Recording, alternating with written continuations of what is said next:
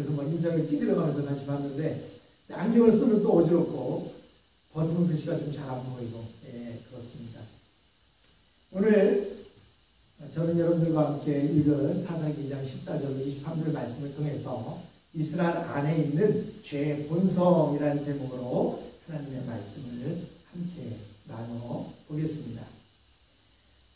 하나님께서는 여호수아로 하여금 이 가나안 족속들, 즉 가나안 땅에 살고 있는 족속들을 다 내쫓는 대신에 그의 주력 부대들만을 치게 하심으로써 가나안 원주민의 상당수를 그냥 남겨두셨습니다.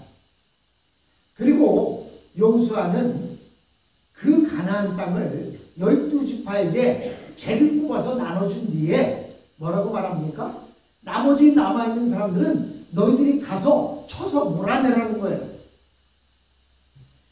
그런데 하나님께서는 이렇게 주력 부대들, 왕들만 쳐놓고 나머지 원주민들을 상당수를 남겨놓은 이유에 대해서 오늘 본문 우리가 읽은 말씀 가운데 20절로 23절에 보면 이스라엘 백성의 마음을 시험해 보기 위해서 그들을 남겨두겠다라고 이렇게 말씀하고 있습니다.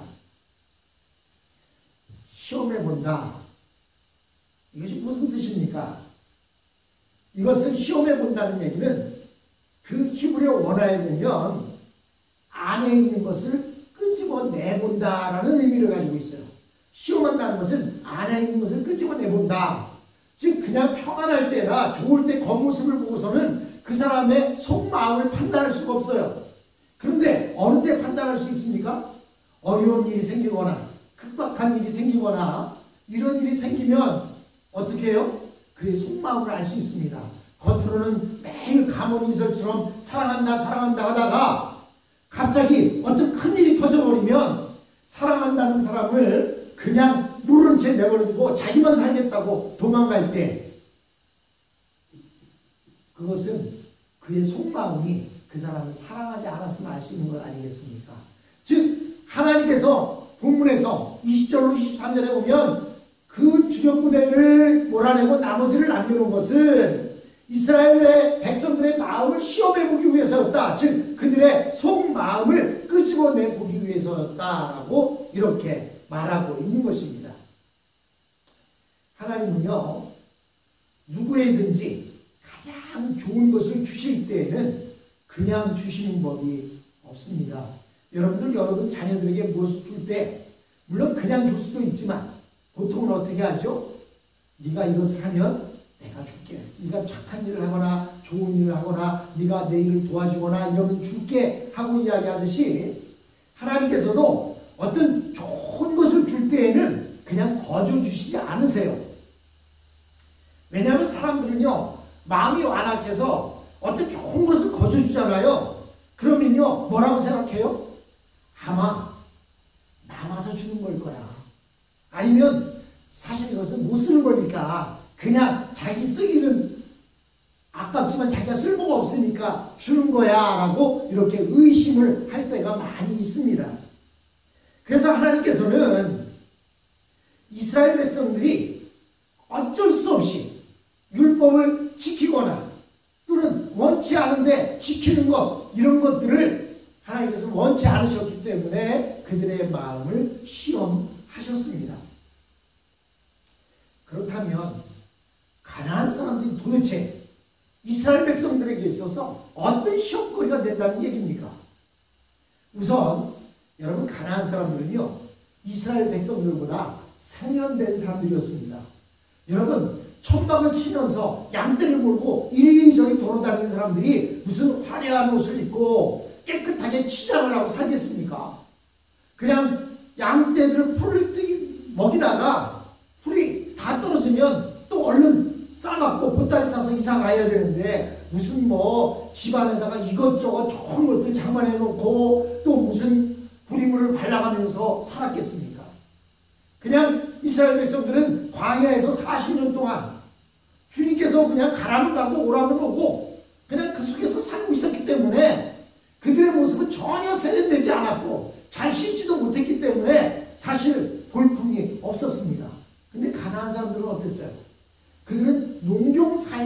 있었습니다. 여러분 농사 짓는 사람들은요, 농사 지을 때는 바쁘지만 때때로 쉴 때가 있어요. 그런 때는 자기 자신을 위해서 치장도 하고 여러 가지 일들을 할 수가 있었습니다. 즉 이스라엘 백성들과 가나안 사람들을 비교해 본다면 옛날 시대에 서울에 사는 사람과 시골에 사는 사람처럼 이렇게 비교가 되어질 수 있었습니다. 가나안 사람들은 서울 사람들처럼 세련되어 있었고, 가나안에 들어온 이스라엘 백성들은 시골 사람들처럼 척박하고, 그냥 농사를 짓다 보니까 얼굴도 꼬무죽죽해지고 손 많이 붙고 거칠거칠해지고 이런 상태의 모습이 있었습니다. 그러니까 이스라엘 백성들이 가나안 족속들을 보니까 너무 멋있는 거예요. 저도 그런 경험이 있어요. 시골에서 어린 시절 살다가 서울에 와보니까 눈이 그냥 휘둥그레집니다. 볼 것도 많고 먹을 것도 많고. 제가 초등학교 4학년 때 외삼주택에, 서울에 있는 외삼주택, 미화리에 있는 외삼주택에 갔는데 뭐 이상한 휘둥그레 뭔가를 주는데 그걸 갖다가 과일을 썰어놓고 막 묻혀서 주는 거예요. 나중에 알고 보니까 그게 사라다라는 거예요. 사라다가 뭔지 아세요? 네? 미국 말로 샐러드인데 그거를 사라다라고 했어요. 과일 사라다. 그 뭐냐면 과일을 사과, 배, 오이, 당근 같은 걸 썰어놓고 마요네즈를 넣어서 범벅이를 해서 이렇게 묻혀놓은 거, 그걸 보고 과일 사라다라고 했어요. 그걸 주는데요, 그 사람들 맛있게 먹는데 저는 처음 먹어보는 거니까 그 맛이 너무 이상한 거예요. 얼마나 촌스러웠습니까? 거기다가 시골에서 살 때 문 밖에 있는 변소만 다니던 제가 가보니까 집안에 화장실이 있는데 줄이 달려서 이렇게 쫙 줄을 땡기면 물이 쫙 하고 나와서 싹 씻어내린대요. 그거 보고 놀래갖고, 변은 봤는데 이게 그냥 밑에 있으니까 어떻게 해요? 그 뭔가 어떻게 해야 되는데 보니까 줄이 있어. 줄을 땡겼더니 물이 쫙 하고 나오는데 놀래갖고, 그랬던 경험이 있습니다. 여러분, 이스라엘 백성들의 모습이 그런 모습이었어요. 가나안 사람들의 모습을 보니까 저들이 즐기는 그 문화들, 저들은 세련되어 있고 저들은 문화적으로 풍성한 삶을 살고 있었는데 자신들의 모습을 보니까 너무 허접한 거예요. 그러니까 왜 우리는 이렇게 살았을까? 그들의 모습을 보니까 너무 부러운 거예요. 그런데요, 이 이스라엘 백성들은 겉으로 드러난 그 부러움만 알았지 그들의 모순된 모습은 보지 못했습니다. 물질적으로 잘 사는 것만이 정말 행복은 아니구나라는 사실을 알아야 되는데 그들은 물질의 풍요가 행복인 줄 알았어요. 그래서 잠언에 보면 집안에 육성이 가득하고 다투는 것보다 여간 채소를 먹으면서 화목한 것이 더 낫다, 이렇게 말하지 않습니까? 근데 이스라엘 백성들은 그들의 화려한 겉모습만 보았지 그들의 속을 알지 못했어요. 여러분, 아무리 화려하고 멋있게 살아도 여러분 TV에 보면 부잣집 사는 모습을 보세요. 참 동경스럽기도 하지만 그 부잣집에 사는 부부의 모습과 어린 자녀들의 모습을 볼 때 사랑도 없이 그냥 냉랭하게 살아가는 그 모습을 보면 그런 부자로 살고 싶습니까? 그런데 그렇다고 한다면 부자가 돼도 더 사랑하고 더 화목한 모습을 살면 되는데 사실 부자로 산다는 것이 꼭 그렇지만 못하다는 사실이에요. 근데 이스라엘 백성들은 그 모순된 모습을 보지 못했어요. 사실 저 물질이 다 행복을 주는 것이 아니구나. 내가 잠시라도 그들을 동경했는데 그것보다는 하나님의 은혜 안에서 사는 것이 더 행복한 것이구나 깨닫으면 속히 하나님께로 돌아가야 하는데 그들은 멋진 집과 세련된 그 모습 속에 반하여서 그것만을 찾아 나선 것입니다. 그래서 여러분, 시골에 살던 처녀들이 그것을 동경해서 서울에 올라갔다가 삶이 망가지고 그냥 그의 인생이 망가져버리는 그런 경험을 가진 이웃에 많은 사람들을 여러분들은 알고 있을 것입니다. 여러분, 냉랭하게 살아가는 것보다 차라리 형제지간에 좀 더 어려워서 너무 춥고 힘들어서 겨울에는 달라붙다가 꽁꽁 끌어안고 자는 한이 있더라도 한 입을 덮고 살아나는 것이 더 행복하다는 그런 사실을 이스라엘 백성들이 깨닫지 못했습니다. 이스라엘 백성들은 물질적인 풍요만 생각했지 정신적으로 타락한 모습, 삶의 의미를 찾지 못해서 몸부림치는 그 가난한 사람들의 모습을 보고 빨리 그것에서 돌이켜야 했던 것입니다. 그러나 이스라엘 백성들은 가난한 사람들의 그 겉모습만을 보고 부러워했습니다. 여러분 한번 생각해 보세요. 이스라엘 백성들이 40년 동안 한 일이 뭐예요? 똑같은 옷 입고 똑같은 신을 신었습니다. 보니까 40년 동안 옷도 낡아지지 아니하고 신도 헤어지지 않았다 성경은 말하고 있습니다. 또한 아침마다 내일은 만나가지고 삶아먹고 볶아먹고 지져먹고 매일 그냥 만나만 40년 동안 주구장창 먹었어요. 그러니 얼마나 그들의 삶이 그래 보였습니까? 근데 가나안 땅에 와보니까 이것도 해먹고 저것도 해먹고 이렇게 치장도 하고 저렇게 치장도 하고 이 옷도 입었다 저 옷도 입었다 신발도 바꿔 신고 집안에 가보니까 신발도 여러 컬러가 있어서 삐딱구두에 뭐 별의별 것들이 다 있어요. 그런 면에서 여유 있고 행복해 보였습니다. 그러나 그들의 삶에는 힘이 없었습니다. 여러분 제가 LA에 있을 때 부잣집으로 살고 있는 한 분을 알아서 그 집을 한번 방문한 적이 있습니다. 그 집에 딱 가니까요 차에서 이렇게 앞에 딱 보니까 대문이 있고 큰 철장이 있는데 차에서 버튼을 딱 누르니까 대문이 쫙 열려요. 그리고 차를 타고 한 1, 2분 들어간 것 같아요. 가다 보니까 큰 수영장도 있고 가다 보니까 옆에 테니스 코트도 있고 정원도 잘 가꿔져 있었습니다. 그런데요 제가 언젠가 말씀드렸지만 그 수영장에서 수영하는 사람 누가 한다고요? 그 집에 가사 도우미로 와서 일하던 사람이 앉아서 소파 거실에 앉아서 커피 마시면서 음악 듣고 수영장 청소하러 온 사람이 청소하다 땀난다고 수영하지 자기는 뭐예요? 열심히 벌어서 그 집값 내가면서 집에 들어가서 하는 일하고는 잠자고 나오는 것밖에 없어요. 왜? 돈을 벌려니까 아침 일찍 나와서 돈 벌고 저녁 늦게 들어가니까 잠자고 또 나오는 것밖에 없는데 그래서 낮에는 가사 도우미가 와서 그 집 일을 도와주는데 그 사람이 커피 마시면서 음악 들으며 즐기면서 그 일을 돕는 거예요. 가난한 사람들에게는 그런 모습이 있었던 것입니다. 그런데요 우리 사람들은 어때요? 한번 말을 타면 종도 두고 싶고 달리고 싶은 거예요. 그래서 여러분 살찐 사람이 그 비만을 빼기가 쉽지 않은 이유가 뭐냐면 자꾸 입에서 불러요. 먹을 것이 부릅니다. 여러분 살찐 사람을 보시면 보통은요 손에 무엇인가 먹을 것이 들려있어요. 그것도 살찌기 좋은 패스트푸드들만 손에 들려있어요. 근데 이스라엘 백성들은 그것을 동경했습니다. 그러나 우리에게 있어서 마음의 상태가 중요하다는 사실입니다. 단순히 죄가 나쁘다는 것을 알고 그 죄가 나쁘다는 것을 머리로만 아는 것 필요 없습니다. 그것을 끊어야 돼요.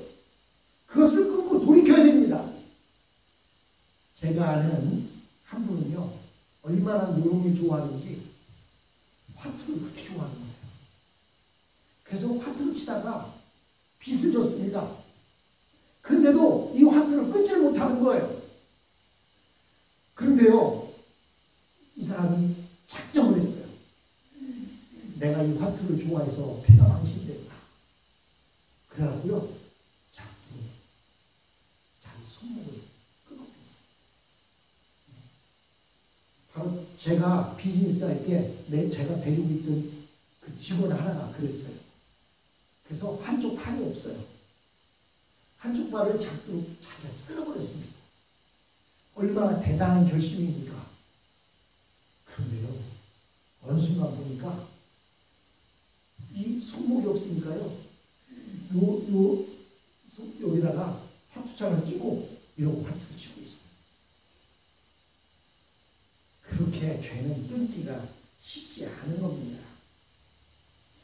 근데요, 성경에 보면 마태복음 5장 4절에 보면 팔복을 말씀하시면서 애통하는 자는 복이 있다 라고 이렇게 말씀하십니다. 여기서 애통한다는 게 뭐냐면요, 죄에 대해서 그 죄가 너무나도 힘들고 어렵고 그 죄 때문에 내가 자꾸 넘어지는 내 모습을 보며 실망한 나머지 분노와 혐오감을 느끼는 것, 그것을 보고 애통한다라고 이렇게 말하는 것입니다. 이런 것들은요, 성령이 내 마음속에 오시지 않으면 절대로 끊을 수가 없는 것입니다. 그런데 이스라엘 백성들은 그것을 부러워했어요. 사실 가나안 사람들은 이스라엘 백성들을 부러워했을 거예요.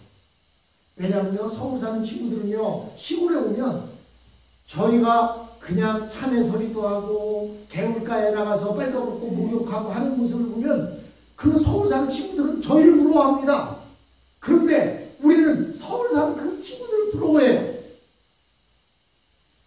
여러분, 근데 본문에 2장 17절에 보면 가장 무서운 말씀이 나오는데, 그것은 가나안 사람들을 따를 때에 음란이 쫓았다 이렇게 말하고 있어요. 그들을 음란하듯 쫓았다라는 거예요. 즉 이스라엘 백성들이 겉으로만 그들을 따르는 것이 아니라 음란한 것도 배웠다는 거예요. 그때 당시에 풍요의 신이 누가 있다고 했어요? 바로 태양을 가리키는 바알과 그리고 달을 가르치는 아스다로 신이 있는데, 그들에게는요, 그들이 농사를 잘 짓게 하기 위해서는 그들에게 풍성한 것을 주어야 되는데, 바알신과 아스타롯을 섬기는 그 신전에 가면 여사제들이 있는데요, 그 여사제들은 몸을 파는 사람들이었어요. 왜냐하면 바알신과 아스타롯 신에게는 이렇게 음란히 행해야만, 그래야 그들이 풍성한 수확을 거두게 해준다는 거예요. 그래서 이스라엘 백성들은 바알과 아스타롯을 섬기면서 그것까지도 받아들였던 것입니다. 이처럼 다른 신을 음란하듯 섬긴 이스라엘 백성들에게 나타난 결과가 무엇입니까? 그것은 바로 저주의 삶이 그들에게 나타나게 된 것입니다. 여호와께서 이스라엘에게 진노하사라고 이렇게 말씀하고 있습니다. 즉 감정적으로 그들을 미워하고 하나님께서 화를 내셨다는 게 아니에요. 그들의 불신앙을 가슴 아파하시고 또 그 불신앙으로 인해 그들을 도울 수 없게 되었다는 것을 뜻하는 것입니다. 즉 여호와의 손이 짧아서 그들을 돕지 못하는 것이 아닙니다. 하나님께서 그들의 삶에 들어와 역사하지 못하도록 죄가 하나님을 막고 있었다는 것입니다. 이스라엘 백성 자신이 하나님의 은혜를 미워했던 것입니다. 그들은 그들의 조상처럼 하나님을 따른 것이 아니라 조상과 다르게 따랐다는 거예요. 그래서 하나님께서는 뭐라고 말씀하시냐면 다른 부족에게 이스라엘을 팔았다라고 이렇게 말씀하고 있습니다. 즉 아예 내주었다는 거예요. 그래서 결국 그들은 400년 동안 왕이 나타나기 전까지는 어떻게 했어요? 하나님께서 사사를 보냈지만 사사가 있는 동안에는 하나님의 뜻대로 평안을 누리다가 사사가 죽으면 또 언제 그랬냐는 듯이 이스라엘 백성들은 음란히 행했고 결국 그것으로 인하여 하나님께서는 진노하시게 되는 그런 결과를 가져오게 되었습니다. 즉 이스라엘 백성들 안에 있는 죄의 본성으로 말미암아 그들은 하나님으로부터 팔려나가는 존재가 되었다는 것입니다. 사랑하는 사람 여러분, 우리는 선택된 민족들입니다. 왕같은 족속들입니다. 그렇다면 우리는 어떻게 주님을 섬겨야 되겠습니까? 주님 앞에 내 자신의 모든 죄를 내놓고 우리의 겉모습으로만 주님을 섬기는 것이 아니라 우리의 속모습까지도 주님을 섬기며 살아가는 우리의 삶의 모습이